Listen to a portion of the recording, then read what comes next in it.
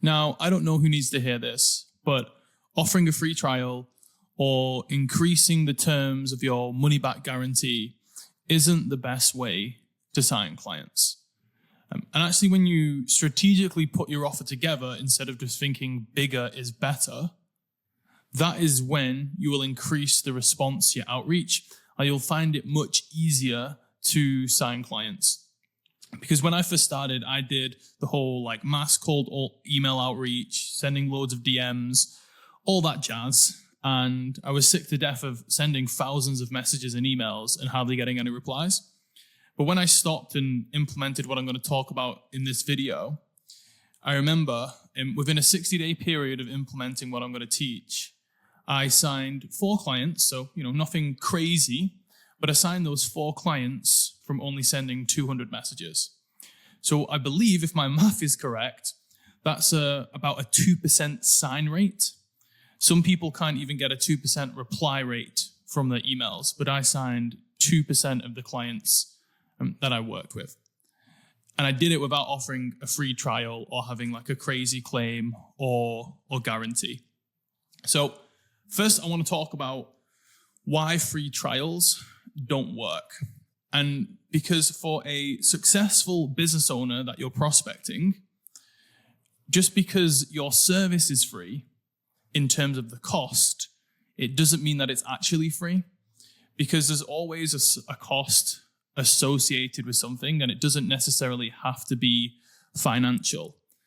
And that's why you might think when you're starting out, I'm feeling maybe a bit insecure because I don't have the case studies or experience, or I'm a little bit nervous with prospecting people. So you know what? Because I'm a beginner, I'm going to offer them a free trial. And no one can say no to that, right? Because it's free. And then you find out when you actually, send, 100 plus messages to people saying, hey, I'll work for free, or, we'll do this for an extended period of time and you only pay us afterwards, or whatever it is. People say no. And in fact, people don't even say no. They just ignore you completely. Because I feel like free trials is possibly one of the worst ways to sign clients, even though you believe it's a no-brainer. And it's the same when people, message. I've had a few messages, but people with bigger audiences than me will get messages all the time from people being like, oh, I'll come and work for you for free. And they don't want that because working with you isn't free, even if I'm not paying you. And it's the same when you're offering a service. So free trials don't work because there's 3 main costs / risks with services. So you got the cost. So obviously the amount that they could lose financially. You've got the time risk, which is the time that they could waste. Or number 3, it's the current activity impact. So does the service potentially negatively impact current activities of the business? So the cost risk is very simple, right? It's what they could potentially lose financially. So it could be the amount they pay you, obviously. That is a cost risk. But also, for example, if you were an advertising agency, then you would be spending your client's money as well. So there's an extra cost risk there. So it depends on the service that you're offering, but the main one is obviously the fee that they're going to pay you. Then you got the time risk. So obviously, even if you offer a free trial, yes, okay, they don't pay you anything, but they still have to go through an onboarding process. They have to get on calls with you. They have to review your work before you launch it, depending on what the service is. And even the service itself, maybe if you were helping them with content creation, you're going to have to request work for them. Or me as an advertising agency, I have to request, clients to film ad videos for us, right? So there's actually, when you actually start working with someone, there's actually a huge time risk where it could all just be a complete waste of time. And they've just wasted, 5 hours, 10 hours, 20 hours, 50 hours working with you, and then you get them no results. And that 50 hours they could have used to generate, tens, if not hundreds of thousands, for some people, maybe even millions of dollars for their own company, if they just allocated that time to the stuff that they're already doing. So there's a huge time risk as well. And at the end of the day, if you're wanting to work with successful businesses, which I'm sure you do, the time is infinite. Not infinite, sorry. The time is finite, the exact opposite of that. So they're busy people. They're already rushed. They've already got a lot on their plate. So even taking up 2 hours to 3 hours a week of their time is a huge investment for them. And usually that's more significant than, paying you $5,000 for a service. That 2 to 3 hours a week is actually more valuable than that. So that's number 2. You have to think about the time risk. And then number 3 is the current activity impact. So when you approach a business, a lot of the time, this business is going to be they might not be doing everything right, but they're going to be doing some things right? They're going to be making money and they're going to be doing some form of activity that is working for them. Now, if you come in and you propose to them, hey, let me do this service for you, it's free from a cost point of view. It's going to take up no more of your time, so it's free from a time point of view. But it might have a huge impact on their current activities as a business. So typically these would be like improvement offers. So for example, you might offer to take over their paid advertising. So you see that they're running ads on Facebook. You feel like you can improve their ads. So you come in and say, hey, let me come and take over your ads. I can improve your ROAS. That's like a very common offer. Like people saying, hey, I can help you get a better return on your ad spend. Or I get messages all the time being like, hey, I can improve your funnel conversion rate or your landing page conversion rate. Or, hey, I can improve your, organic marketing performance. I can help, make you better social media content, right? Those are all improvement offers. You're coming in and you're offering to say, hey, I'm going to come and improve what you're currently doing. And the problem with that is, if that process is already, it might not be working for them amazingly, but it's still working for them, then it's a huge risk for them to be like, okay, come in and do that. Because if you come in and fuck it up, then they've just lost a huge part of the business. So for example, with like an e-commerce store, obviously most e-commerce stores are running, at least Meta ads, Facebook ads to get customers. And okay, maybe they're only getting like a 1.5 ROAS or a 2 ROAS on their campaigns, but it's still working for them and it's still making them money. So for a stranger to come in and say, hey, I'm going to take over that activity, that's like the main activity of their business. And it's too much of a risk for some complete stranger who they've never heard of before to come in and take over that activity. So and a lot of people don't think about this. They just think, oh, I'm offering them a free trial. It's going to take no more of their time. So like, why wouldn't they say yes? And it's because they don't want you to come in and fuck up the business. So you need to have a look at that as well. So a free trial, for example, only eliminates the financial risk, but none of the others. And like I said, to a successful business owner, cost risk is actually the lowest, like they care about. They don't mind losing a little bit of money, but it's the time and the impact on their current business that means most to them. And this is typically the stuff that people don't think about. They just think that offering a free trial or a money-back guarantee is kind of like a no-brainer offer, and it's just not.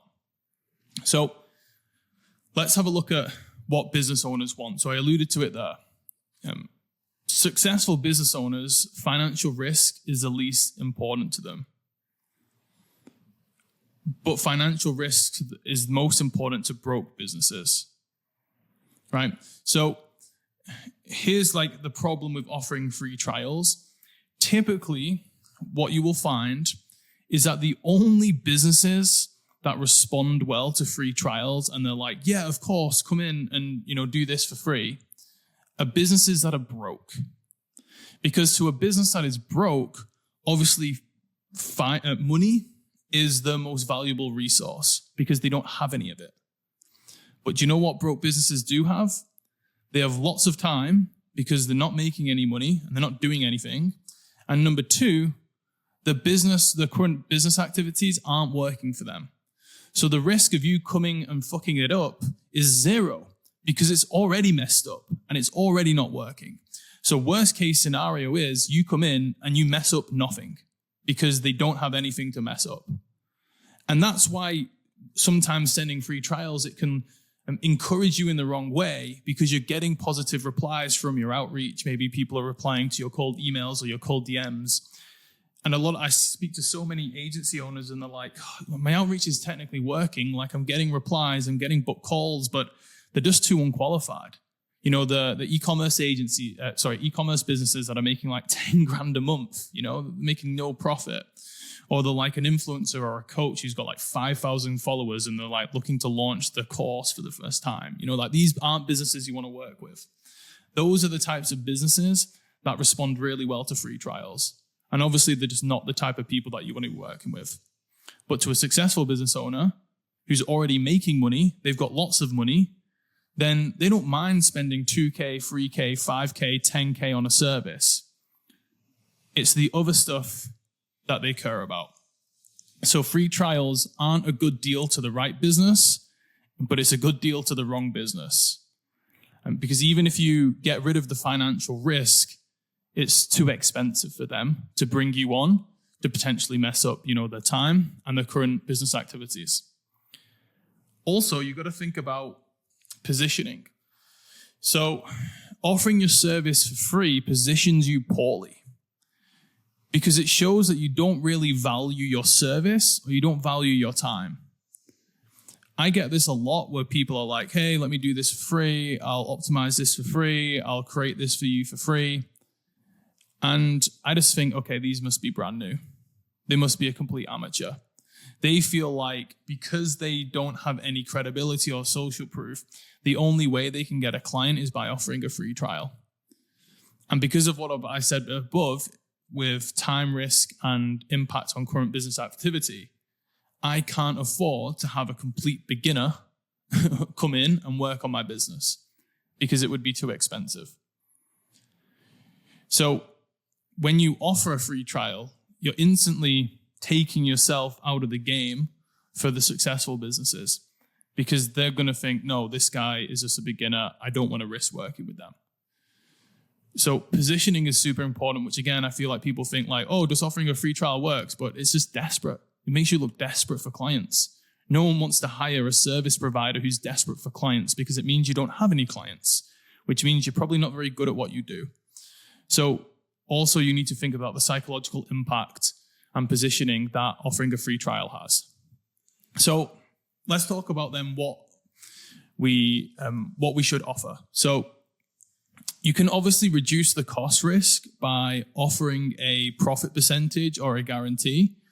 I'm not saying those things are necessarily bad, but you need to have the other things as well. Because of course, you know, if you can reduce the cost risk for your client, then great. I'm not saying you need to go in and charge, you know, 100 grand with no guarantee or anything like that. You know, you can offer a profit split, so you don't charge them anything up front. You only get paid on the back end, or you can have a guarantee as well for your service. But you need to make sure you also have the other stuff as well. So you need to reduce the time risk and reduce the risk of impact on the current activity. Or at the very least, you need 2 out of 3. So let's have a look at some examples then. So like I said, we're looking for low financial risk, low time risk, low risk of impact on current activity. So if we're selling copywriting or email list management services, let's just say we're targeting like info companies because this is, you know, what a lot of people are offering right now. We get prospected all the time on this sort of stuff. And what most people will do is they'll send an email because, you know, I'm a business partner. I'm a business partner in a coaching business, and my business partner, she's like the brand, the face. She has hundreds of thousands of followers on social media. So she literally gets emails every single day from copywriters and growth operator marketers, whatever you want to freaking call them, people prospecting them. And all the emails are the same. It's basically like, hey, I can come in and improve this. Hey, I went through your email sequence and I saw some room for optimization. Hey, I saw that you're doing this, but I can help improve it. And all of those are improvement offers. So it's basically saying, hey, I'm going to come in and I'm going to improve what you're currently doing. So that, for example, that has a huge risk of impact on current activity. Because look, I mean, the business that we have together, obviously, I want it to make more money. I'm always looking to grow, but it's still doing all right. It's still doing pretty good. And it's still making us like a decent amount of money. So for me to outsource the email marketing, stuff that we're already doing that's working for us, for us to outsource that to a beginner who doesn't have that much experience or just a stranger, it's too much of a risk. I don't want them to come in and mess up our email list, because that is literally the number one driver of revenue for us. Like, it's what we make the most sales with. So I don't want someone to come in and mess it up. And then also as well, I will have to get onboarded by that person, manage that person to an extent. I'll have to review all their work. And just for me, in my mindset, I'm like, well, it'll probably just be quicker for me to just do it myself, right? So that's what I think about when those people message us with those offers. So, okay, and they might not mention anything about risk, but they'll offer some form of like guarantee. We'll guarantee to increase your conversions by X amount, or whatever the offer is. So again, they do try and do low financial risk, but they miss out on the rest of it. Now, if I was to offer copywriting and email list management service, I would look at info product companies, and basically this is what I would do. I would find someone who has recently gone viral on social media, right? The reason why they need to have recently gone viral is, number one, their account will be like hot right now. So they'll be able to drive lots of traffic to an email list, right? You don't want to find an Instagram influencer with 1 million followers, but they have like 10 likes on the latest post, because they kind of grew their Instagram following 5 or 6 years ago and it's just completely dead. You want to find people whose accounts are in momentum so they can drive lots of traffic to your email list. And the other reason we want to find someone who's recently gone viral is because these are people typically that they didn't plan to go viral. They just kind of started posting and it started going viral. And typically these people don't have the back-end infrastructure of an email list and sales funnels. They just kind of gone viral and they're like, oh, damn, I'm getting loads of followers, so I'm going to keep posting content. They might have like a one-on-one coaching link in their bio, but there's literally hundreds, probably thousands of these people who are going viral right now on Instagram. And if you look in their bio, they have no email list, they have no opt-in. They're literally just posting content. People are messaging them to buy from them, and they'll be like, yeah, okay, I'll do like a one-on-one coaching call with you, or they'll have like a one-on-one coaching program. So those are the type of people I would prospect, and I would make them an offer where you can just get a percentage of the email revenue or profit, or well, I suppose they would be pretty much the same thing. So it's low financial risk. They're not paying you anything up front. They're only paying you after you've made the money. There's relatively low time risk because you will write all of the emails, you will build the funnel, you will do all the tech and the integrations. So they literally don't do anything.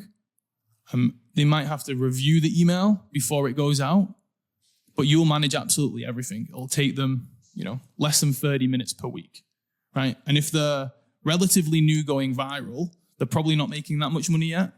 So the time isn't that valuable as, a 10-figure business owner, 10-figure, 8-figure, whatever. So that would be a good deal for them. Then you want to do low risk of current activity because they aren't currently doing it. They don't have an email list. They don't have a sales funnel. So you're actually creating something new that is going to have zero impact on their current activity. And it's something I call bolt-on offers. I've talked about it a little bit before on the channel. But this is the way in which you get your foot in the door and start working with great clients. It's by offering bolt-on offers that don't impact their current activity. I do have a training on this where I go into more detail and give you some more examples. You can check out the description or the link in the description below. That'll give you some more information on bolt-on offers and how I actually do this. So that's just one example. Advertising management services. So again, what most people do is they'll email a e-commerce business and be like, hey, just doing some customer research for our client and came across your ads on Facebook. I noticed that there are some areas for improve your ROAS, blah, blah, blah, right? And they'll go into a pitch on how they can help improve their current ad performance. So again, if we look at that, they may offer a free trial or, only pay us if we can beat your current agency's metrics or whatever it is. So again, people get the low financial risk down, right? They understand how to do that. Low time risk, potentially, of course you have like to get onboarded and stuff like that. But, if you're running the advertising, and especially if you source the creatives and you can manage that side of the business as well, then you are eliminating the time risk quite well. So that's, again, what some people do. If you're not doing the creatives and you're just doing the media buying, then there's a lot of time risk there still for the client. But again, low risk on impact of current activity, well, no. Again, I've talked about this earlier. If you're an e-commerce store and your number one way to get customers is through Facebook ads and Instagram ads, then changing something that's working, that's already profitable to you, for you, and outsourcing it to another agency to come in and take that over, that is a huge risk for them. So the only real clients that respond well to that type of offer are people whose ads are losing them money. And if, for e-commerce businesses, you don't really want to work with people that are losing money in the e-commerce world. You want to work with people where they have a proven product or a service, and you want to work with them. If you are taking on clients in the e-commerce space that are just losing loads of money with their ads, then usually it's not necessarily an ads problem. It is an offer problem, a product market fit problem. It's a business problem. It's not just an ads problem. Very rare will you see a company just losing loads of money on ads and it's only the ads that need to get fixed. The rest of the business is perfect. That's very rarely the case. So you wouldn't want to work with those types of people. So if I was to do a bolt-on offer for advertising management services, so I did this, so this is how I built my agency, is by doing a bolt-on offer for ad management. So for me, I'm in the info space. So I basically went to YouTube and I found all these big influencers in my niche on YouTube. And they were good on camera. They had proven businesses. They had proven offers. They had a ton of social proof because they had all of these clients and customers that came to them organically. So they had a lot of credibility and brand positioning in the space, but none of them were running ads. So I basically said to them, hey, we'll work mainly on a profit split. And we'll also have a guarantee for the low retainer that we charge you. So if we don't make you more than what you spend over the first 90 days, we'll refund you. So I lowered the financial risk. Now, there's still a little bit of financial risk because obviously they have to spend money on ads. So there's a little bit there. But again, it's not going to be like it's very rare to get 100% on all of these things. But again, to a successful business owner, financial risk is the least important out of these three things. So that's why with advertising, you're always going to have a little bit of financial risk because you're going to be spending money on ads. So that's fine. Low time risk. I said, I will create all the ads. We'll manage the ads. We'll build the funnel. You literally don't have to do everything. We'll just generate you customers for your current products and services. So you don't need to create a new course. You don't need to create a new coaching program. We don't need to do like a webinar or anything like that. That's going to take up your time. All we need to do is I'm just going to create a sales funnel. I'm going to drive traffic to it, and I'm going to sell your current products and services. So low time risk for them. There was no time needed from them. And then third, low risk of impact on current activity because they weren't already running ads. So they could do the organic on YouTube. They could sell the same offers. They could email the email list. I was essentially going to build them a new email list of paid ad buyers. And that's how I was going to work with them. So very low financial risk or medium financial risk, right? Low time risk, low risk of impact on current activity. And that's why it was a no-brainer for these people to say yes, because I knew what that business wanted. Now, in the beginning, what I did was the people that I prospected, a lot of them didn't have like high-ticket coaching programs. A lot of them were used to just having a big organic audience and just selling low-ticket products from like $20 to $100. So in the beginning, again, I just wanted to do low risk of impact on current activity. So I just said, hey, we'll take your low-ticket products. I'll create a funnel for the ads. I'll create the ads. We'll just do image ads to begin with. You don't even need to film me any video ads. I'll write the copy. I'll do everything. I'll run the ads to that low-ticket product. And what happens is after literally 1 month, the guy was super happy with the results. So then he was like, okay, how can we scale this further? And that's when we talked about him creating, a medium to high ticket coaching program. Now, if I go in and pitch him that straight away, hey, I think that you need to create like a medium to high ticket coaching program. We can run ads to that. It'll make you loads of money, blah, blah, blah, right? Well, that's going to offer a lot of time risk because he has to go out and create the program. He has to do the coaching calls. Like there's a lot of, risk and responsibility for him to go and create a brand new coaching program with a stranger he's just met. So the only way I was able to get my clients to agree to risking the time was when I've already proven to them that I am worthy of working with. If I would have done that in the cold pitch, he would have said no. But that's why I love bolt-on offers, is because you make it a no-brainer for them to say yes by following these 3 points. You get your foot in the door, you prove to them that you're good at what you do, and that then allows them to open up, and they're open to more different products, different services for you to take on and for them to work on with you, because you've already proven that what you can do works. So again, another example with advertising and management services, instead of maybe saying, hey, let me take over your Meta ads or your Instagram ads, how about I come in and I can see that you're not running ads on TikTok, but you are running them on Instagram. I reckon I can get you like the same ROAS that you're currently getting from TikTok.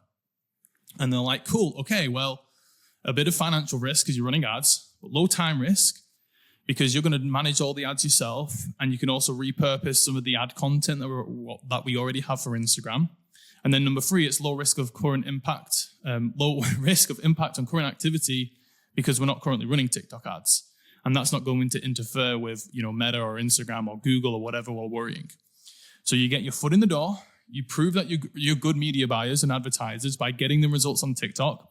And if the results are really good on TikTok, then it's likely then they will probably be like, okay, well, instead of just having someone to run Google, Facebook, and TikTok, 3 separate people, why don't I just get the same person to run all 3 channels? And it'll be easier to manage, and it'll probably be cheaper for us because we're not paying 3 separate people.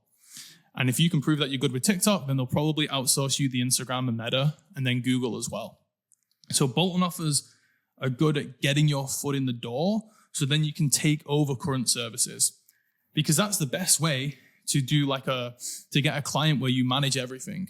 It's to show them that you have the ability to manage one little thing, prove to them that it works, prove to them that you're good at what you do. That gets your foot in the door, and then they'll give you other services as well. So like I said, that's exactly what we did. We ran ad campaigns to one low ticket product. Then that guy allowed me, then the first client that we signed, we started working with him on his entire business. Not only that, he had another business with a business partner. He was like, great, well, I've got this other business. You can work on that as well. So we basically signed 2 clients from that. And then he actually referred me his best friend as well. And we still work with all those businesses to this day, which is 3 years later. Because I got my foot in the door with an ad campaign and a low ticket product. And now we run the marketing for his 2 businesses and then his best friend's business as well. So from that one bolt-on offer that I offered, I got 3 clients. And again, they've been working with us now for over 3 years, which is pretty much nuts. So that's another example. Then we also got to look at short form content. So again, one of my business partners now, she's quite big on YouTube, and she will get people emailing her all the time, being like, hey, saw your recent video, I can improve this. Hey, saw your shorts, we can improve this. It's just improvement offer after improvement offer. And YouTube is one of our biggest revenue drivers of the business. So there's no way we're just going to randomly outsource our biggest revenue driver. Well, I suppose email is our number 1 revenue driver, but it's YouTube is our biggest social media platform. So there's no way we're going to outsource that to potentially like a new person, especially if they seem like they're an amateur. So if they come in and be like, I'll create you like these videos for free, blah, blah, blah, like we're just not going to waste our time with that. So again, that's not a very good offer. So I would take the approach to short form content like I did with my bolt-on offer when I started the agency. I would find people that are big on some platforms and I would be like, hey, I will repurpose your current content and build you a following on this new channel, right? So if they're big on Instagram or they're big on YouTube, go to them and be like, hey, I will build your TikTok for you. I can see that you're not posting on TikTok. I'll build it for you completely hands-off, hands-free. You don't even need to film me any extra content. I'll just repurpose the content that you already have, right? So again, and you could do them some form of offer or guarantee. So you lower the financial risk. There's no time risk for them because they don't have to create any extra content. And then, why am I always get the thumbs up now when I do these videos. There's got to be a setting to turn that off. So low time risk for them because they're not filming any new content. And then it's low risk on impact on current activity because they're not already posting on that channel. You're not taking over content creation on the current channel. It's a brand new channel. So that's a no-brainer. Back in the day, like I have a very small, tiny following on YouTube. And I also have a pretty small and at this point, very unengaged following on Twitter. Pretty embarrassing, honestly. But back in the day, when my Twitter was growing, I was in pretty good momentum. And I had this guy basically pitch me being like, hey, I can repurpose your tweets on TikTok and I'll grow your following on TikTok. And I paid him because I was just like, well, yeah, it's like always doing construction when I try and film a video. So that was a no-brainer offer for me because I only paid him a little bit of money. And, again, financial risk was the least important for me. I don't mind paying someone for a service, but it meant I didn't have to create any new content and it had no impact on my current activity because I wasn't posting on TikTok whatsoever. So that's how you create great outreach. Now, if you already have a load of testimonials, a load of social proof, credibility in your industry, like if you've worked with, 20 huge supplement companies, then you don't really need to do this. You could probably just prospect supplement companies and be like, look, I've worked with all your competitors. I've worked with all these people. We've got them amazing results. Let me take over your ads. Let me take over your emails. Let me take over your funnels, right? Whatever it is. If you've got the credibility, the social proof, the positioning, the testimonials, then you don't need to be as strategic. You can probably go in and make improvement offers to your market because you are the guy. You're the guy that everyone works with, and that social proof is more important than anything else. But if you're brand new and you lack credibility, social proof, and confidence, then bolt-on offers are the way you need to go in order to get clients. So, yeah, I think that's it. If you want to learn more about bolt-on offers and get my help in creating yours for your business, then, like I said, you can check out the link in the description. And yeah, I think that's it. Appreciate you guys. I'll see you on the next one.